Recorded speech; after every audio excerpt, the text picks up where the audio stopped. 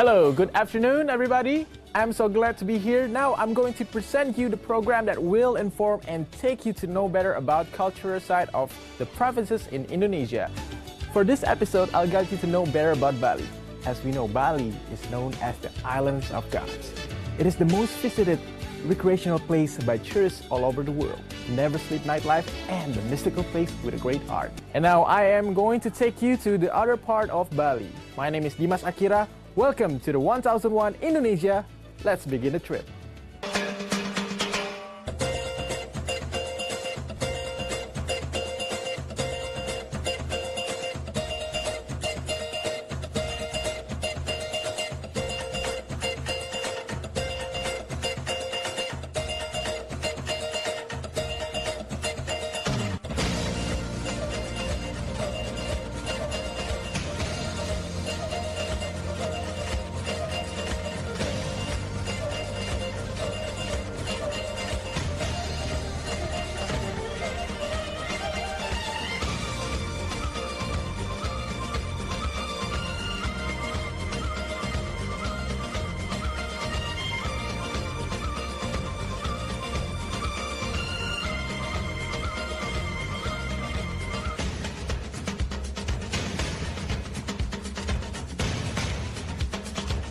Now, let's begin from the structural of the traditional house in the functional of each sections.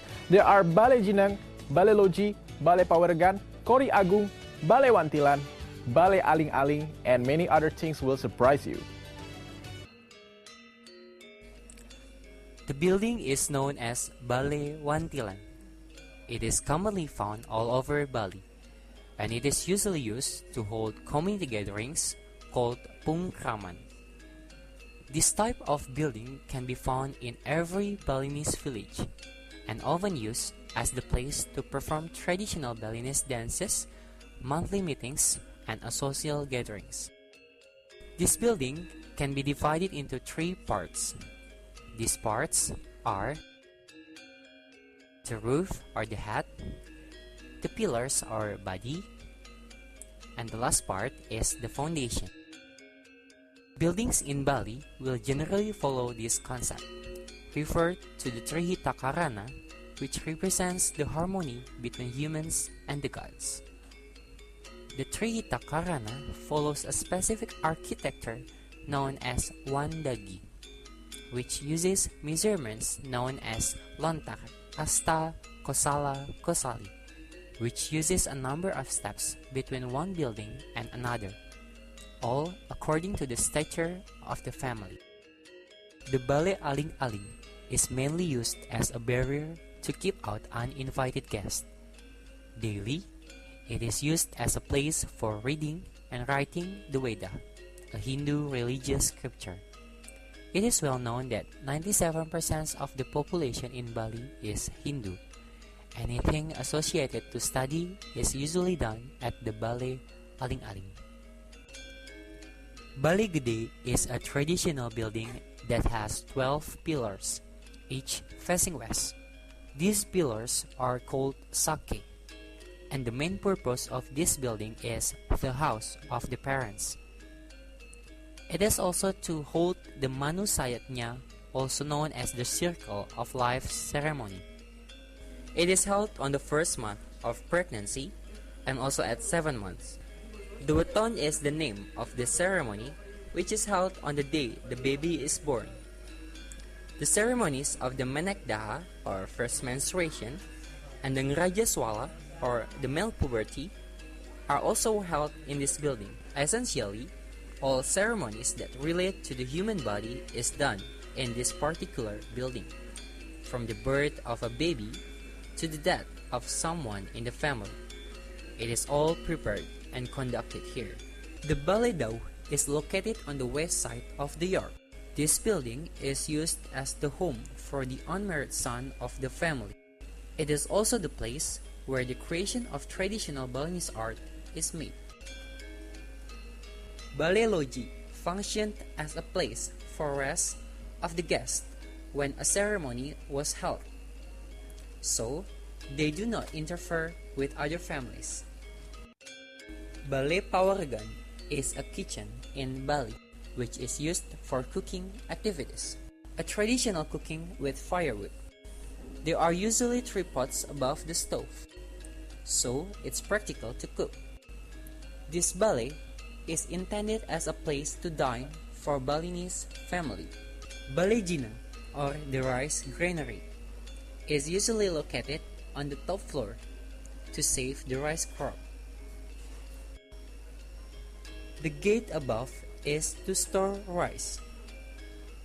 At the gate, there is a statue. The statue of Dewi Chili, or Dewi Sri, or called Dewi Padi, below the balay is functioned as a place to rest for the farmers who came home from the fields. At the bottom allows you to store agricultural equipment such as plows, hoes, and others.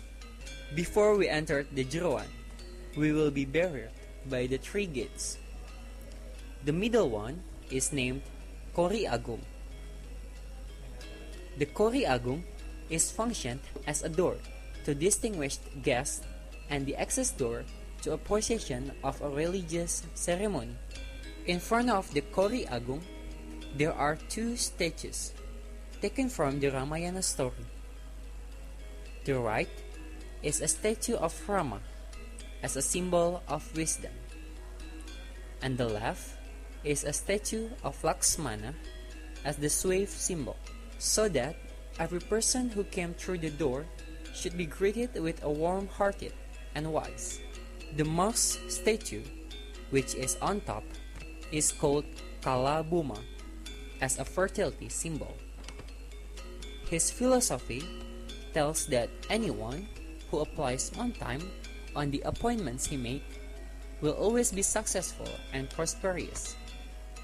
But, on the contrary, anyone who does not fulfill the time, it will be ruled out by the time itself, and his face would be as scary as the Kalaboma.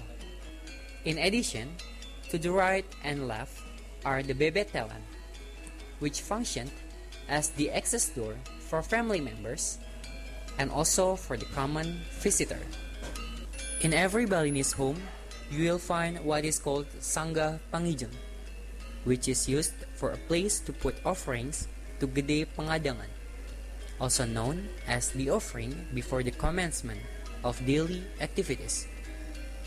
For example, a doctor, before leaving, he could pray for the patient's quick recovery. There are 2 statues here, one of Muangse, a tiger-headed giant, and Guakse, a crow-headed giant. Both are figures from the Ramayana story. The Merajan is found in every Balinese home, and it is the place for daily prayers and rituals. The Balinese is not need to visit the shrine daily, known as a pura. The entrance to the Merajan is called Kori Gelung, and there are the 2 statues called Dwara Kala. They are statues of Kalantaka and Bojantaka, who are twin giants who guard against harm from evil spirits. It is said that negative energy will not be able to enter past these 2 statues.